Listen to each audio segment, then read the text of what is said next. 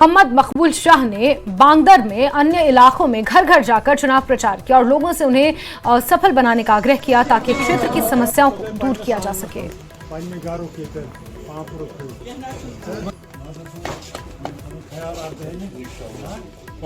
मैं इस इलेक्शन में उतरा हूं चेंज लाने के लिए, क्योंकि यहाँ के लोग अब वोटिंग प्रोसेस से बहुत मुतनफिर हो गए थे, क्योंकि इनकी जो बात कोई सुनता नहीं था, तो लिहाजा ये वोट नहीं देते थे।